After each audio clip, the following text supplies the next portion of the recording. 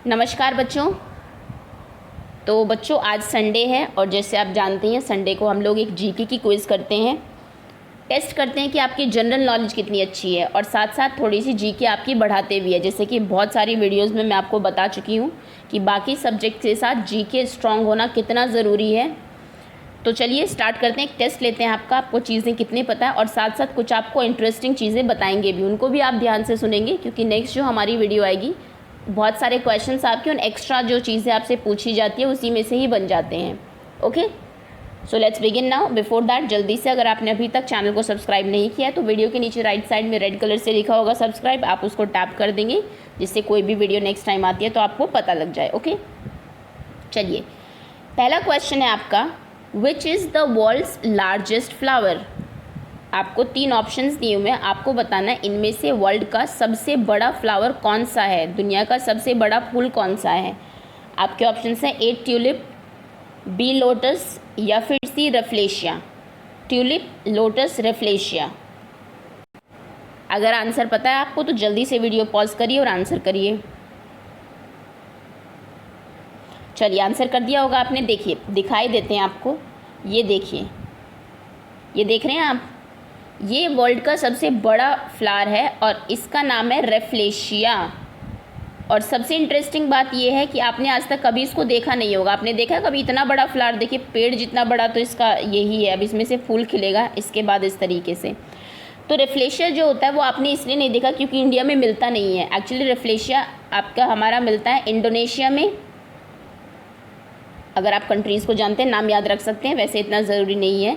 Malaysia में मिलता है आपका, और भाई थाईलैंड में मिलता है, और आपका फिलीपींस में मिलता है। ये कंट्रीज़ है कुछ जहाँ पर कि आपका रेफ्लेशिया पाया जाता है। ओके, इंडोनेशिया, मलेशिया, थाईलैंड और फिलीपींस। अगर आप कभी जाओ तो आपको ये फ्लावर वहाँ पे देखने के लिए मिल जाएगा।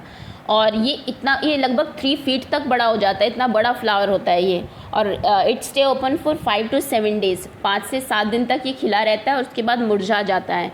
और सबसे इंटरेस्टिंग बात ये है कि इसमें पत्तियां ही नहीं होती, ना पत्तियां होता ना तना होता। एक पेड़ निकलता है इस तरीके से ऐसे और सीधा उसके ऊपर फ्लावर ही आता है, कली खिलती है उसके बाद फूल खिलता है। ओके, तो चलिए रेफ्लेशिया के बारे में आपको चीज़ें पता लग गई होगी, कहाँ पर होता है, सबसे बड़ा फ्लावर है, कितने दिन तक ओपन रहता है ना, और कितने फीट तक बड़ा हो सकता है। चलिए आगे आते हैं। Next is who was the first man to walk on the moon. आप जानते होंगे हम लोग मून पर जा चुके हैं, तो बताइए कि पहला आदमी कौन था जो कि मून पर गया था, first man to walk on the moon. आपके ऑप्शंस हैं A Rakesh Sharma, B Neil Armstrong या फिर C Yuri Gagarin. Rakesh Sharma, Neil Armstrong, Yuri Gagarin, first man to walk on the moon.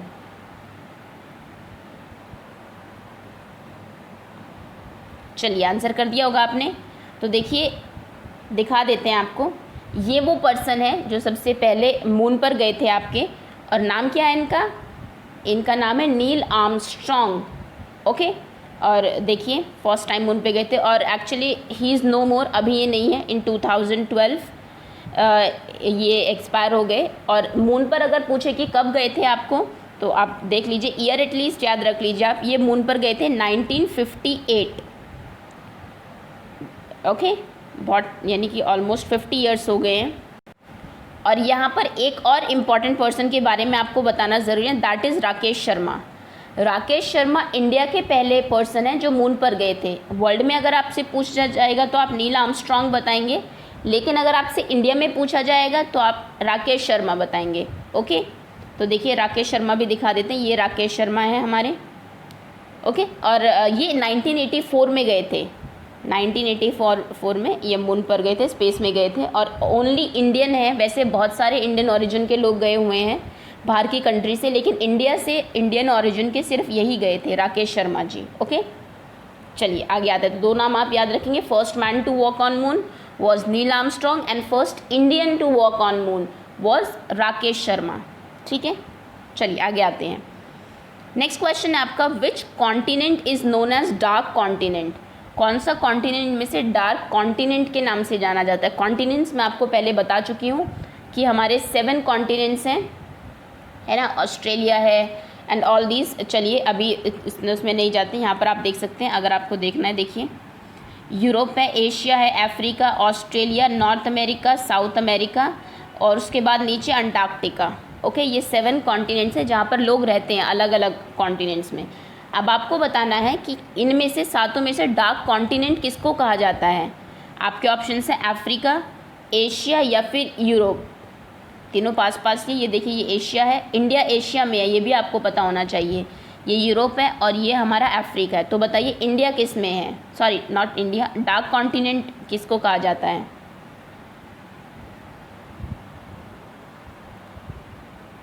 चलिए आपको पता होगा तो आप आंसर दे चुके होंगे।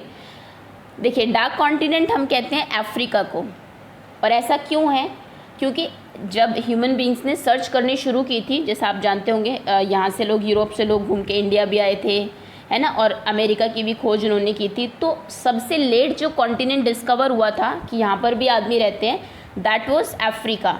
अफ्रीका सबसे लेट डिस्कवर किया गया था। इसका रीज़न भी है क्योंकि अफ्रीका का जो ये पार्ट है पूरा, इसमें सहारा है, डेजर्ट। तो जब लोग डेजर्ट में गए, उन्हें लगा कि यहाँ तो पूरा मरुस्थल ही है, पूरा डेजर्टिक एरिया है, यहाँ पर तो लोग रहते ही नहीं होंगे। लेकिन जब उन्होंने थोड़ा सा एक्सप्लोर किया तो उन्होंने देखा कि एक्चुअली में अंदर स्पेस है काफ़ी, और नाइल जैसे आप जानते हैं रिवर भी यहीं पे मिलती है जिसके चारों तरफ लोग बसे हुए थे। तो तब उन्होंने इसको खोजा, इसलिए इसको डार्क कॉन्टिनेंट का नाम दिया गया, क्योंकि बहुत लंबे टाइम तक ये डार्क मतलब अंधेरे में रहा, किसी को पता ही नहीं चला कि यहाँ पर लोग रहते हैं। ओके, तो चलिए अब आप याद रखेंगे अफ्रीका को याद रखेंगे। सहारा जो यहाँ पे डेजर्ट है, वर्ल्ड का सबसे बड़ा डेजर्ट, सबसे बड़ा मरुस्थल सहारा है, वो भी आपका अफ्रीका में है। और सबसे बड़ी नदी, लॉन्गेस्ट रिवर जो है नाइल आपकी, वो भी आपकी अफ्रीका में ही है। तो तीनों चीज़ें आप याद रखेंगे अफ्रीका के बारे में, ठीक है। So the correct answer is A, Africa. आगे आते हैं। Next question is which day is observed as world environment day. किस डे को आप वर्ल्ड एनवायरनमेंट डे के तौर पे मनाते हैं।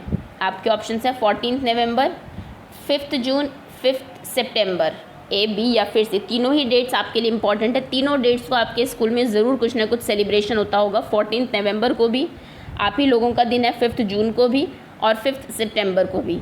इन तीनों में से आपको बताना है वर्ल्ड एनवायरनमेंट डे कब मनाया जाता है।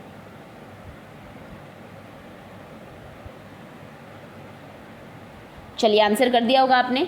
तो इसका आंसर मैं आपको नहीं बता रही हूँ, आप खुद थोड़ा सा सर्च करेंगे। अगर आपको नहीं पता है वर्ल्ड एनवायरनमेंट डे आपके स्कूल में मनाया जाता होगा, और उस दिन आपने अगर याद हो कुछ आपको, आपके जो स्कूल के प्रिंसिपल है वो ज़रूर स्कूल में कोई पेड़ लगाते होंगे, है ना, और आपसे भी कहा जाता होगा कि पेड़ ज़्यादा लगाओ, ये सब चीज़ें। ओके, चलिए तो 5 जून को हमारा ओके, तो आप बताएंगे किस दिन होता है। देखिए वर्ल्ड एनवायरनमेंट डे, हिंट आपको मिल ही गया। खैर चलिए next question is which is the largest country area wise in the world. दुनिया में सबसे बड़ा कौन सा देश है, एरिया की हम बात कर रहे हैं, जहाँ पे सबसे ज़्यादा जगह है लोगों के रहने के लिए। आपके ऑप्शन है इंडिया सबसे बड़ा देश है, रशिया या फिर ब्राज़ील। इंडिया, रशिया, ब्राज़ील, सबसे बड़ा देश पूछा है आपसे।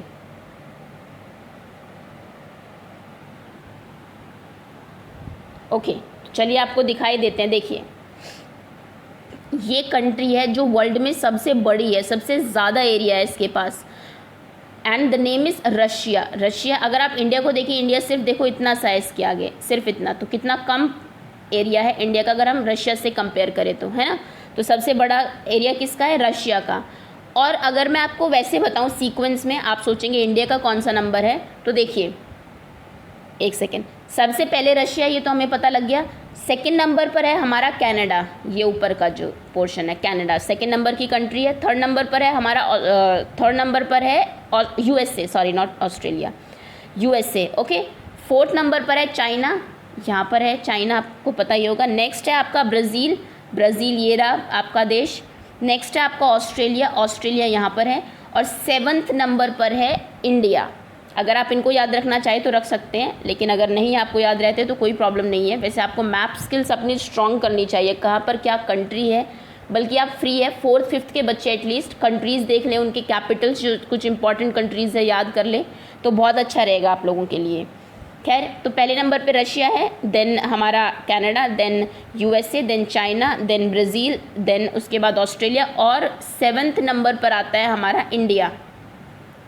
ये मैं बात कर रही हूँ एरिया की, लेकिन अगर मैं पॉपुलेशन की बात करूँ, कहाँ सबसे ज़्यादा लोग रहते हैं, तो उसमें इंडिया दूसरे नंबर पर है। उसमें सबसे पहले नंबर पर है चाइना, लेकिन चाइना में अगर लोग ज़्यादा है तो स्पेस भी ज़्यादा है, बट इंडिया 7वें नंबर पर है स्पेस के मामले में, जगह के मामले में, लेकिन पॉपुलेशन के मामले में 2nd नंबर पर है। बहुत ज़्यादा पॉपुलेशन है यहाँ पर। ओके, तो अगर आपसे पूछा जाएगा सबसे बड़ा देश एरिया वाइज तो रशिया, और सबसे बड़ा देश पॉपुलेशन वाइज तो वो होगा हमारा चाइना। और इंडिया का कौन सा नंबर है? पॉपुलेशन के मामले में हम दूसरे नंबर पर है, और एरिया के मामले में हम लोग 7वें नंबर पर है, सॉरी। ठीक है, चलिए ये कुछ इंपॉर्टेंट इन्फॉर्मेशन है, आप याद रखिएगा। आगे आते हैं। Next question is which country is home to the kangaroo. ये आपको बताया जा चुका है। कैंगरूज किस देश में पाए जाते हैं, कौन सी कंट्री है जो इनका घर है। एक्चुअली कैंगरू कहीं और मिलते ही नहीं हैं, सिर्फ एक ही कंट्री है जहाँ पे कैंगरू मिलते हैं, और वो भी बहुत ज़्यादा नंबर्स में मिलते हैं। अगर आपको याद हो, मैंने आपको बताया था कि यहाँ पर इतने लोग नहीं रहते जितने कैंगरू रहते हैं।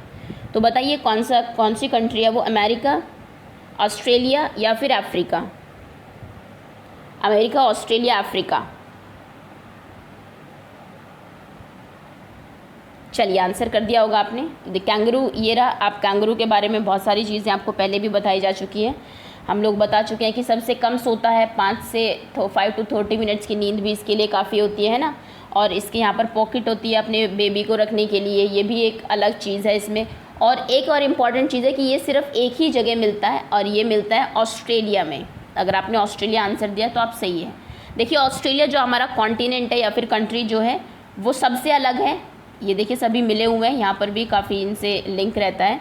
ये एक्चुअली अगर आप गोल कर दें इसको, ये तो फ्लैट मैप है, तो ये जगह भी मिली हुई है इस इधर से। बट ऑस्ट्रेलिया सबसे अलग है, तो इसलिए कैंगरू की जो स्पीशीज़ है हो सकता है कि वो बहुत दूर तक ना फैली हो। अगर यहाँ पर होती तो पूरे इसमें फैल जाती, यूरोप एशिया में। बट क्योंकि सबसे डिफरेंट है, डिफरेंट वेदर है यहाँ का ऑस्ट्रेलिया की अगर हम बात करें, तो ये सिर्फ ऑस्ट्रेलिया में मिलता है। ओके, सो कैंगरू मिलते हैं हमारे ऑस्ट्रेलिया में। Next question is who invented telephone. Telephone किन्होंने इन्वेंट किया था, किन्होंने खोज की थी टेलीफोन की, जिससे आप अभी पढ़ रहे हैं। खैर वो तो अभी मोबाइल बन गया है, पहले जो टेलीफोन था दैट वाज ऐसा टेलीफोन था जिन्होंने इन्वेंट किया था। बड़ी अच्छी इन्वेंशन थी, क्योंकि टेलीफोन ना होते तो अभी शायद कोरोना जैसी बीमारी में आप पढ़ भी ना पाते। तो बताइए कौन थे वो? अलेक्जेंडर ग्राहम बेल, या फिर थॉमस अल्वा एडिसन, या फिर गैलीलियो? तीनों ही आपके साइंटिस्ट हैं, और तीनों ने ही बहुत इंपॉर्टेंट जो आपकी इन्वेंशंस हैं वो की है। क्या क्या किया वो हम बताएंगे। पहले आप बताइए कि टेलीफोन किन्होंने इन्वेंट किया था। देखिए ये हैं वो पर्सन जिन्होंने टेलीफोन इन्वेंट किया था।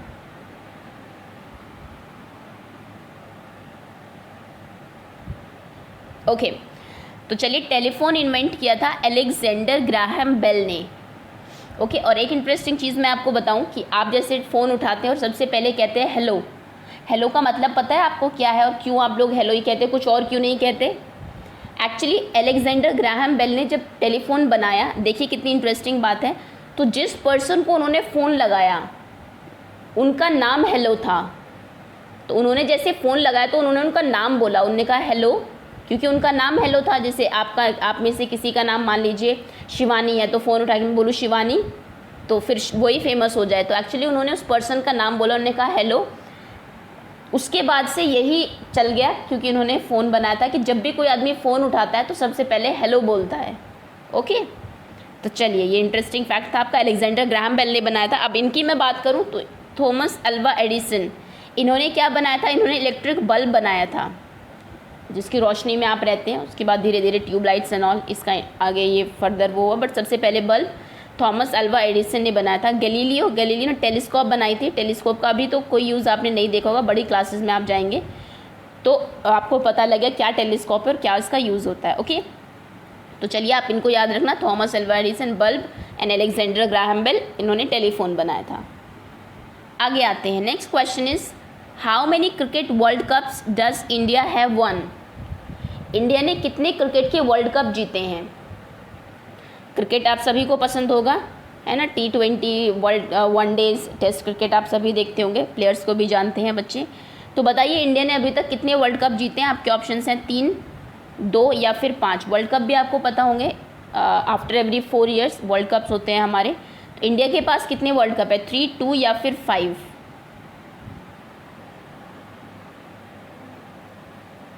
चलिए, अगर आपको क्रिकेट के बारे में पता है तो डेफिनेटली ये आंसर आपको पता होगा। एक्चुअली में इंडिया ने अभी तक सिर्फ 2 वर्ल्ड कप जीते हैं। अगर मैं पहले की बात करूं तो पहला वर्ल्ड कप था हमारा 1983 में, 1983 में। और उस टाइम पे हमारे इंडिया के कैप्टन कौन थे? उस टाइम इंडिया के कैप्टन थे कपिल देव जी। देख लीजिए, ये कपिल देव है। ओके, 1983। और उसके बाद हमने अभी रिसेंटली वर्ल्ड कप जीता है, ये शायद आपने देखा होगा इन 2011। 2011 हमारे कैप्टन कौन थे उस टाइम? MS धोनी। ओके, तो ये आपके 2 वर्ल्ड कप्स हैं जो इंडिया ने जीते। आप मुझे करंट इंडियन टीम का कैप्टन बताइए कौन है? MS धोनी जैसे आप जानते हैं हमारे एक्स कैप्टन है, वो अभी रिटायर, मतलब नॉट रिटायर्ड, अभी नहीं है कैप्टन। तो बताइए कि अभी रिसेंट जो है वो कैप्टन कौन है हमारी इंडियन क्रिकेट टीम के? चलिए, तो इसका आंसर है 2 वर्ल्ड कप जीते हैं। और आपको ये भी पता होना चाहिए कि किन किन ईयर्स में जीते हैं। एक है हमारा 1983 में और second one is in 2011। Okay, चलिए आगे आते हैं। Next question is what makes up approx 70 to 80%? Actually हमारे माइंड का 70 से 80% जो पार्ट है वो ब्रेन का वॉल्यूम उसी चीज़ से बना है। वो कौन सी चीज़ है? ये एक्चुअली मैंने 2nd क्लास को कराया था अभी, तो 5th तक तो पता ही होना चाहिए।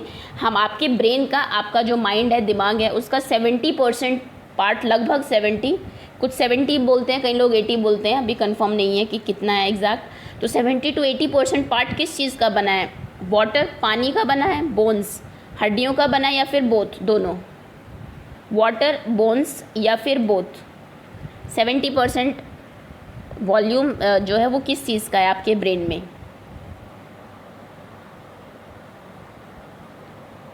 चलिए, आंसर कर दिया होगा आपने। तो देखिए, हमारे ब्रेन में लगभग 80% और 70% इज़ वाटर, पानी है। तो कहते हैं कि कीप इट हाइड्रेटेड, पानी, आपका जो ब्रेन है उसको हाइड्रेट रखिए। नहीं तो अगर आप इसके लिए आप क्या करेंगे हाइड्रेट रखने के लिए बॉडी को और ब्रेन को? हमारी बॉडी में भी 70% वाटर है। आपको ज़्यादा से ज़्यादा पानी पीना है। पूरे दिन में लगभग आपको 8 ग्लास वाटर तो पीना ही पीना है। ओके, थोड़े थोड़े टाइम इंटरवल पर कांस्टेंट पानी पीते रहिए। इससे आपका माइंड भी शार्प होगा और आप हेल्दी भी रहेंगे। ओके, चलिए आगे आते हैं। Next is all tigers have dash eyes? सभी टाइगर्स जो होते हैं उनकी आंखें कैसी होती है? आपके ऑप्शन है A ब्लू, सभी टाइगर्स की आंखें ब्लू होती है, या फिर ब्राउन, या फिर येलो। डायरेक्ट क्वेश्चन है, ब्लू, ब्राउन, येलो। चलिए, टाइगर दिखा देते हैं आपको। इसका आंसर मैं नहीं दूंगी, आंखें भी आपको दिखाई हुई है, आप यहाँ से देख के आंसर बता सकते हैं कि कैसी आइज होती है इसकी। और टाइगर्स के बारे में बताएं अगर आपको, तो जैसे कि आप जानते हैं इनकी बॉडी पे पैटर्न होते हैं। और पैटर्न किसकी वजह से होते हैं? वो बालों की वजह से होते हैं। कोई पैटर्न, कोई कलर नहीं होता इनके इस पे। बाल जिस कलर के होंगे उसी कलर के इनके पैटर्न होंगे। और जैसा आप जानते हैं ह्यूमन बीइंग जो है सभी के थंबप्रिंट अलग अलग होते हैं, है ना? अंगूठे के निशान सभी के अलग होते हैं, उंगलियों के निशान। ऐसे जो टाइगर्स होते हैं, सभी टाइगर्स का पैटर्न डिफरेंट होता है। किन्हीं भी 2 टाइगर का पैटर्न सेम नहीं हो सकता। ये बात पता है आपको?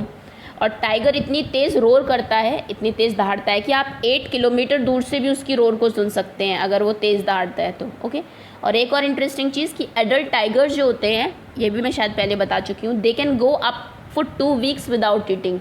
2 हफ्ते वो बिना कुछ खाए भी रह सकते हैं। चलिए आगे आते हैं। Next is what is position of earth in our solar system? बहुत बार मैं सोलर सिस्टम आपको बता चुकी हूँ और ये भी बता चुकी हूँ कि प्राइमरी क्लासेस के लिए पहले 4 प्लैनेट्स को जानना आपके लिए बहुत ज़रूरी है कि हमारे सोलर सिस्टम में पहले 4 प्लैनेट कौन से हैं सन के बाद। तो बताइए अर्थ की कौन सी पोजीशन है? अगर मैं 1 2 3 4 उसके सन के जो आपके हमारे प्लैनेट सन की बात करूं, अर्थ की 5th पोजीशन है, 3rd पोजीशन है, या फिर 4th पोजीशन है? चलिए, आंसर कर दिया होगा आपने। देखिए, ये सन है आपका और ये हमारे इसके 8 प्लैनेट्स हैं।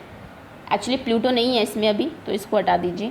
तो सबसे पहले है मरकरी, सेकंड नंबर पर वीनस, 3rd नंबर पर है अर्थ, मून, ये हमारे अर्थ का मून है, और 4th नंबर पर है मार्स। ये 4 है आपके। और अर्थ 3rd नंबर पर होने की वजह से ही इसमें क्या है, लाइफ पॉसिबल है। अगर ये अर्थ 2nd पर होती, 1st पे हो जाए तो धरती पे आपके यहाँ पर लाइफ नहीं हो सकती, क्योंकि जितना आप सन के पास जाएंगे यहाँ पर इतनी तेज़ गर्मी है कि मरकरी और वीनस लगभग जो प्लैनेट्स आपके वो जलते रहते हैं, इतना ज़्यादा यहाँ पर सन की लाइट्स। और ये जो दूर के जो आपके ये हैं प्लैनेट्स जो है, इन पर इतनी ठंड है कि ये जमे रहते हैं, तो यहाँ पर भी लाइफ पॉसिबल नहीं है। तो लाइफ सिर्फ अर्थ पर ही पॉसिबल है, और इसको ब्लू प्लैनेट भी कहा जाता है क्योंकि यहाँ पर पानी है। और एक प्लैनेट पर और हम सोच रहे हैं कि शायद हमें मिल जाए life, and that is Mars. आपको पता ही होगा, हमारे जो एस्ट्रोनॉट्स हैं वो कांस्टेंट कोशिश कर रहे हैं मार्स पर पानी ढूंढने की, क्योंकि ये भी अर्थ से सन से ठीक ठीक डिस्टेंस पर है, ना यहाँ पर बहुत सर्दी और ना यहाँ पर बहुत गर्मी है, तो यहाँ पर हो सकता है कि लाइफ मिल जाए। एलियंस आपने सुने होंगे, एलियंस आते हैं, तो एलियंस कहा जाता है कि मार्स पर ही मिल सकते हैं अगर मिले तो। बाकी किसी आपके जो प्लैनेट है और कहीं आपकी लाइफ पॉसिबल है ही नहीं, मार्स पर हो सकते हैं लेकिन। ओके, तो चलिए आगे आते हैं। नेक्स्ट आपको पता लग गया होगा अर्थ की 3rd पोजीशन है। नेक्स्ट है how many states are there in India. अभी चेंज हो गए हैं रिसेंटली, तो बताइए कितने स्टेट्स हैं अभी इंडिया में? 29, 28 या फिर 27?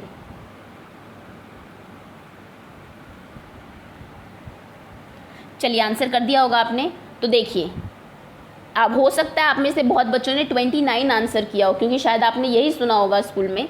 लेकिन अभी क्या हुआ है, आर्टिकल 370 आया था लास्ट, उसमें बहुत न्यूज़ में रहा है, अगर आप न्यूज़ सुनते हैं तो।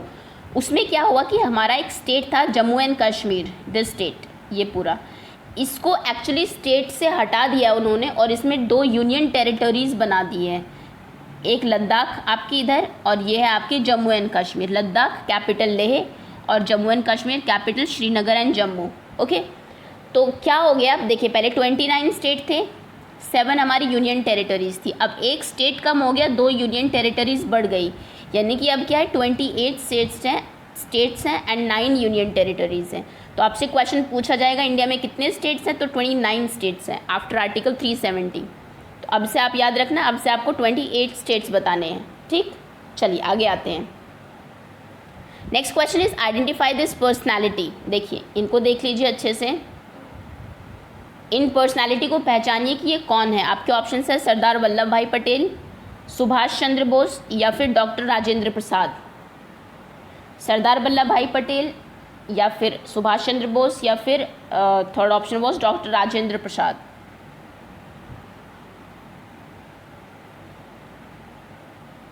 चलिए आंसर कर दिया होगा आपने। अगर आप नहीं जानते तो आपको डेफिनेटली इनको जानना चाहिए। ये है सरदार वल्लभ भाई पटेल। इंडिया में जो हमारी डेमोक्रेसी है उसके रिकंस्ट्रक्शन में बहुत बड़ा पार्ट रहा है इनका, है ना। और अगर एक इनके बारे में एक चीज़ आपने रिसेंटली इनका नाम ज़रूर सुना होगा। कहाँ पर सुना है? तो पूरे दुनिया में जो हाईएस्ट स्टैचू जो बना है, सबसे बड़ी मूर्ति जो बनी है, वो इन्हीं की ही बनी है। सुना होगा ना आपने, स्टैचू ऑफ यूनिटी। ओके, और कहाँ पर बनी है वो? ब्रॉन्ज की बनी है, गुजरात में बनी है। वो कांस्य से बनी है, गुजरात में बनी है। ओके, और पहले हमारे कौन थे ये, अगर पूछा जाए आपसे क्यों बनी है इनके बारे में, इतनी बड़ी मूर्ति क्यों बनवाई है, तो ये इंडिया के फर्स्ट होम मिनिस्टर थे। ओके, जैसे कि फर्स्ट आपने प्राइम मिनिस्टर याद किए होंगे वो, और आपने प्रेसिडेंट याद किए होंगे। प्रेसिडेंट एक्चुअली राजेंद्र प्रसाद ही थे, तो पहले होम मिनिस्टर ये थे आपके, जैसे अभी हमारे होम मिनिस्टर अमित शाह जी है। ओके, सो ये पहले होम मिनिस्टर थे, और इनके नाम पर क्या है, इनका नाम है वल्लभ भाई पटेल, सरदार वल्लभ भाई पटेल। सरदार की उपाधि इनको दी गई थी। हाईएस्ट स्टैचू बना है इनका, कहाँ पर? गुजरात में, जो कि दुनिया में सबसे बड़ी मूर्ति मानी जाएगी। नेक्स्ट क्वेश्चन है आपका, national aquatic animal of India is. Bharat का नेशनल राष्ट्रीय पानी का जो जंतु है वो कौन सा है, एक्वेटिक एनिमल? आपका ऑप्शन है blue whale, Ganga river dolphin या फिर ऑक्टोपस। आपको इंडिया का नेशनल फ्लावर पता होगा, एनिमल पता होगा, हो सकता है ट्री पता होगा, है ना। तो बताइए कि नेशनल एक्वेटिक एनिमल कौन सा है। एनिमल हमारा टाइगर है, लेकिन अगर हम पानी के जानवर की बात करें, पानी के एनिमल की बात करें, तो वो देखते हैं आपको पता है नहीं। ये है, देखिए इनको पहचानते हैं आप, ये है डॉल्फिन। डॉल्फिन माना जाता है कि सबसे इंटेलिजेंट ये एनिमल है, मोस्ट इंटेलिजेंट। और कई लोग तो ऐसा भी बोलते हैं कि ह्यूमन बीइंग से भी इंटेलिजेंट है, इनका आईक्यू ह्यूमन बीइंग से भी ज़्यादा है। ओके, और एक और चीज़ इनके बारे में बता दें कि जो डॉल्फिन्स होती हैं आपकी, वो सिर्फ फ्रेश वाटर में मिलती है, सिर्फ साफ़ पानी में मिलती है। जैसे आपने सुना होगा गंगा का पानी जैसे जैसे पोल्यूटेड हो रहा है, वैसे वैसे डॉल्फिन्स आपकी मर रही है, क्योंकि ये जो पोल्यूटेड वाटर है उसमें नहीं रह सकती। तो इसलिए हमारी जो वाटर बॉडीज़ हैं उनको आपको साफ़ रखना चाहिए। ओके, तो आज आपका आंसर है गंगा रिवर डॉल्फिन्स। डॉल्फिन्स जो है वो हमारी नेशनल एक्वेटिक एनिमल है, याद रखना अब से आप। Next question, next is dash in India is called the city of temples. इनमें से किस शहर को सिटी ऑफ टेम्पल्स कहा जाता है? क्योंकि ये हो सकता है मंदिरों का शहर, वहाँ पे बहुत सारे मंदिर हो, बहुत सारे टेम्पल्स हो। आपके ऑप्शन हैं ए लखनऊ, बी जयपुर या फिर C Bhubaneswar. Lucknow, Jaipur, Bhubaneswar, city of temples. चलिए आंसर कर दिया होगा आपने। देखिए दिखा देते हैं, देखिए कितने शानदार, कितने बड़े बड़े मंदिर हैं यहाँ पर, पुराने उसके बनाए हुए, किंग्स एंड ऑल। और ये है हमारी सिटी ऑफ भुवनेश्वर। भुवनेश्वर जानते हैं आप किसकी कैपिटल है? भुवनेश्वर हमारी उड़ीसा की कैपिटल है। ओके, और बाकी अगर मैं शहरों की बात करूं तो लखनऊ जो है उसको हम क्या कहते हैं? उसे हम बोलते हैं सिटी ऑफ नवाब्स, नवाबों का शहर।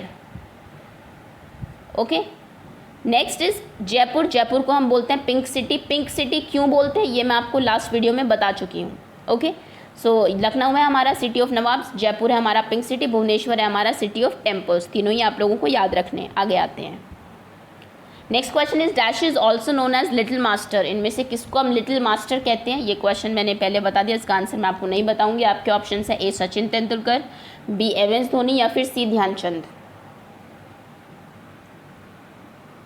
चलिए आंसर कर दिया होगा आपने। ये देखिए इनको लिटिल मास्टर कहा जाता है, इनको आप ज़रूर ही जानते होंगे। और एक और थे जिनको लिटिल मास्टर कहा जाता था पहले जब वो खेलते थे, and that was Sunil Gavaskar. अगर आप जानना चाहें तो सुनील गावस्कर को भी लिटिल मास्टर कहा जाता था। ये देखिए ये भी सुनील गावस्कर है, क्रिकेट के प्लेयर। और एक्चुअली दोनों को लिटिल मास्टर क्यों कहा जाता है? अपनी छोटी हाइट की वजह से। हाइट इनकी कंपैरेटिवली थोड़ी छोटी है, लेकिन काम देखिए कितने बड़े हैं। तो कहने का मतलब है कि आपकी हाइट, ये सब चीज़ें मैटर नहीं करती। अगर आपको कुछ करना है तो यू कैन डू, आप कर सकते हैं। नेक्स्ट क्वेश्चन इज, अगला क्वेश्चन है Qutub Minar is in dash. Qutub Minar कहाँ है? आपके ऑप्शन है आगरा, न्यू दिल्ली या फिर जयपुर। वेरी इजी क्वेश्चन, इसका आंसर भी मैं आपको नहीं बताऊंगी।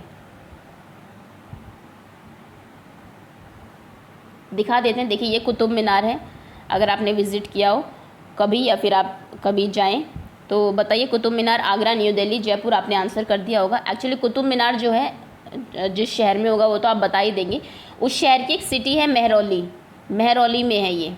ओके, और इसकी हाइट है लगभग 73 मीटर, और ये कुतुबुद्दीन ऐबक ने बनवाई थी, ये मैं आपको बता चुकी हूँ पहले भी।